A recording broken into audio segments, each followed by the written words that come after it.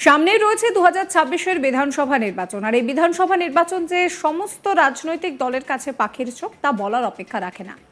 এবার সে বিধানসভা নির্বাচনের আগে বাংলায় এলেন অমিত শাহ।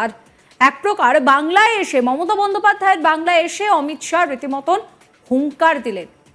তিনি বলছেন 26-এ পরিবর্তন আনুন। এর আগেও শুভেন্দু অধিকারীকে এই কথা বলতে শোনা গিয়েছিল যে সকল হিন্দুদেরকে একজোট হতে হবে এবং 26-এ পরিবর্তন আনতে হবে। সেই একই কথা বাংলার বুকে দাঁড়িয়ে অমিত শাহ তিনি বললেন। ভারত বাংলাদেশ সীমান্ত দিয়ে অনুপ্রবেশ বন্ধ করার পক্ষে জোরদার সওয়াল করলেন কেন্দ্রীয় স্বরাষ্ট্রমন্ত্রী অমিত শাহ। তিনি জানান 2026 বিধানসভা ভোটে রাজ্যে পরিবর্তন আসবে, বাংলায় অনুপ্রবেশ বন্ধ করে দেওয়া হবে। এতে দুই দেশের বাণিজ্য আরো বাড়বে বলে জানাচ্ছেন তিনি। রবিবার 27 অক্টোবর বনগাঁয় পেট্রাপোলের যাত্রী টার্মিনাল ভবন ও মৈত্রী দ্বারের উদ্বোধন অনুষ্ঠানে এসেছিলেন কেন্দ্রীয় স্বরাষ্ট্রমন্ত্রী অমিত শাহ। এদিন অমিত শাহ আরও একবার আক্ষেপের সুরে বলেন যে কেন্দ্রীয় প্রকল্পগুলির সুবিধা বাংলার মানুষ পাচ্ছেন না। তবে একই সঙ্গে তিনি আশ্বাসের সুরে বলেন যে চিন্তা করবেন না, আচ্ছেদিন আর বেশি দূরে নেই। 2026 থেকেই শুরু হয়ে যাবে আচ্ছেদিন। সেই সঙ্গে তার বার্তা, কেন্দ্রীয় সরকারি প্রকল্পের সুবিধা অনেকেই পাচ্ছেন না, কিন্তু আক্ষেপ করবেন না সেই কথাও তিনি বলছেন। তিনি বলছেন 2026 সালে বিজেপির সরকার ক্ষমতায় আসবে। এদিন অমিত শাহ বলছেন যে আমার সঙ্গে মন্ত্রী শান্তনু ঠাকুরের কথা হচ্ছিল। বাংলাদেশ থেকে প্রতিদিন হাজার হাজার মানুষ এদেশে আসেন কল্যাণী এইমসে চিকিৎসা করাতে। আসুক, তাতে ভারতেরই আর্থিক মুনাফা হচ্ছে।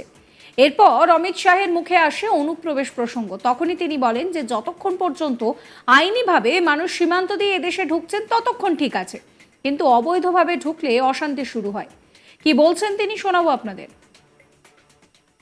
तो मैंने शांतनु जी को पूछा कितने सारे लोग आते हैं, तो उन्होंने कहा साहब कम से कम 5 से 6 हजार लोग बांग्लादेश से इलाज करने के लिए कल्याणी एम्स में हर रोज आते हैं और इससे हमारे क्षेत्र की रोजगारी में बड़ा बढ़ावा होता है। यहां पर शांति की स्थापना में भी ये लैंड पोर्ट अथॉरिटी का इनिशिएटिव बहुत बड़ा योगदान करेगा। जब कानूनी आवाजाही की व्यवस्था न हो तब आवाजाही अवैध रूप से होती है, और जब अवैध रूप से आवाजाही के रास्ते खुलते हैं वो बंगाल की, भारत की शांति को बहुत क्षति पहुंचाते हैं। मैं आज बंगाल की जनता को कहकर जाता हूं 26 में परिवर्तन कर दीजिए, इस घुसपैठ को हम पूर्णतया रोककर दम लेने वाले हैं। और शांति बंगाल में तभी हो सकती है जब ये घुसपैठ रुक जाए। पार्टनरशिप भी इससे बढ़ेगी। बांग्लादेश और भारत, भूटान और भारत, नेपाल और भारत, म्यांमार और भारत, ये सभी हमारे सीमा पर बसे हमारे देशों के साथ संस्कृति, भाषा, कल्चर, ये सब का आदान प्रदान बढ़ेगा और एक प्रकार से नया पार्टनरशिप का युग शुरू होगा। और प्रोग्रेस की दृष्टि से भी दोनों देशों के बीच में कई सारे इनिशिएटिव इससे संवाद से संपन्न हो सकते हैं। भाइयों बहनों, ये लैंड पोर्ट अथॉरिटी, इसका कंसेप्ट ही मोदी जी ने बदला। पहले इसको एक व्यापार का साधन मानते थे, अब समृद्धि और शांति का एक द्वार बनकर रहा है। हमारे पड़ोसी राष्ट्रों से हमें जोड़ने का काम कर रहा है। हमारे वैध व्यापार को बढ़ावा देकर अवैध व्यापार को, स्मगलिंग को रोकने का काम कर रहा है, और समृद्ध राष्ट्र के निर्माण में एक बहुत बड़ी भूमिका आज लैंड पोर्ट अथॉरिटी निभा रहा है।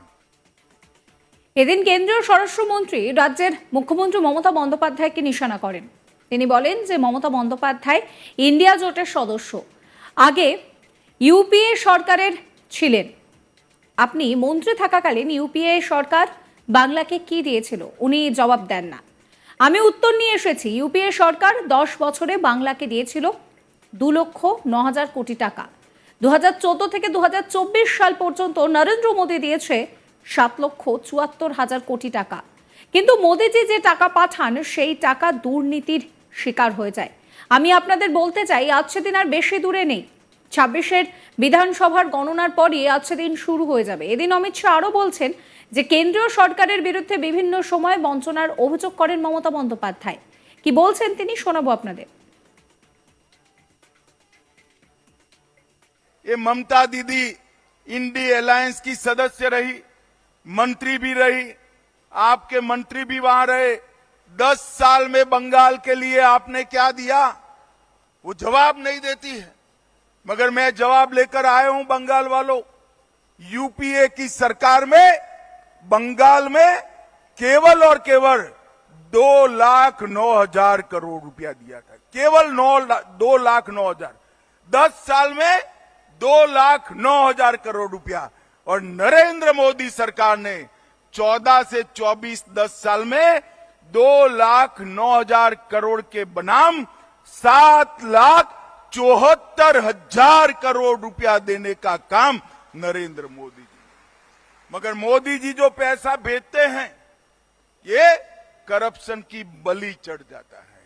मैं आपको विश्वास दिलाता हूं, आप चिंता मत करिए, आपके अच्छे दिन अब दूर नहीं है।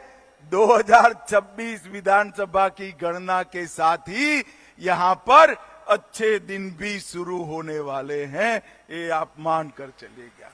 भाइयों बहनों, ममता जी हमेशा कहती हैं कि हमें अन्याय हो रहा है। नरेगा का, ममता जी नरेगा में यूपीए के समय में 15,000 करोड़ रुपया दिया। यूपीए में आप सरकार में शामिल थी। एनडीए में नरेंद्र मोदी जी ने 10 साल में 54,000 करोड़ रुपया दिया है। मगर मैं आज एक बार पूछ कर जाता हूं, ये 54,000 करोड़ रुपया मनरेगा के लाभार्थियों के पास पहुंचता है या तृणमूल कांग्रेस के कार्यकर्ताओं के पास पहुंचता है? इसकी जरा जांच कर लेना। प्रधानमंत्री ग्राम सड़क योजना आपके समय में 5400 करोड़ रुपया केंद्र ने दिया था। हमारे समय में 17,000 करोड़ दिया। आवास योजना आप जब केंद्र में सत्ता में थे 4500 करोड़ दिया था। नरेंद्र मोदी जी ने 4500 करोड़ के सामने 50,000 करोड़ देने का काम नरेंद्र मोदी जी ने किया।